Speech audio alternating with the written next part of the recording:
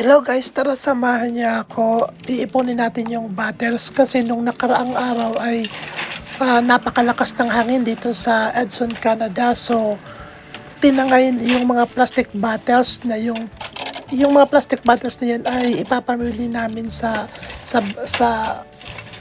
sa junk shop kasi malaking pera din yan, kaya nag-iipon kami. So ngayon aayusin ko kasi dahil sa napakalakas ng hangin tinaboy siya. So ngayon, ayan, nakikita niya ako, inuumpisahan ko na, nilalagay ko ulit sa isang malaking plastic para maging maayos ulit at ilalagay yan pala yung sa likod ng bahay namin. So napakaluwag po ng bahay namin.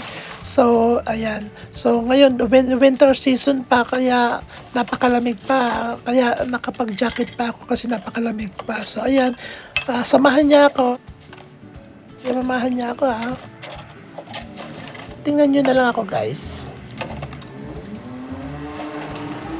So ayan nga, nakikita nyo ako na wala ako, naka-jacket lang ako pero wala akong mga jogging pants sa baba. So kailangan nagja-jogging pants kayo o kaya jogger pants kasi talagang napakalamig, hindi kaya yung lamig kasi grabe, as in negative dito yung degree sa Canada, napakalamig. So dahil nga mabilisan lang naman yan, kunti lang naman yung ilalagay ko ng mga bottles, so hindi na ako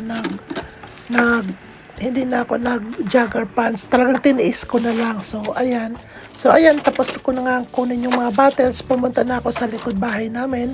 So ayan pala yung bahay namin na set, ano pala ang bahay namin, anong tawag yun?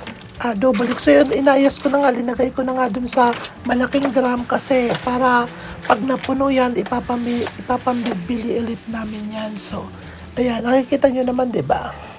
So ayan, inaayos ko na. So ayan pala yung bahay namin. Yung bintana na yan yung CR namin. So in fairness guys, dito sa bahay namin, napakaganda ng CR namin. As in, parang it's like hotel vibes yung pag CR namin. Maganda yung lighting, tsaka mayroong bathtub. So na-enjoy ko talaga pag sa CR. Minsan nga dyan ako nagtitiktok eh. Ayan o diba? Nakasolve na lang ako kasi ang lamig-lamig. Ayan. So ayan, may inaayos ako dyan. Ayan, may nakita nyo yung sasakyan. So nasa likod na parte na ako ng bahay namin. So ayan. So sige, hayaan ko muna siya. Ano nang gagawin ko? Ayan. Kung ano na lang ginagawa ko.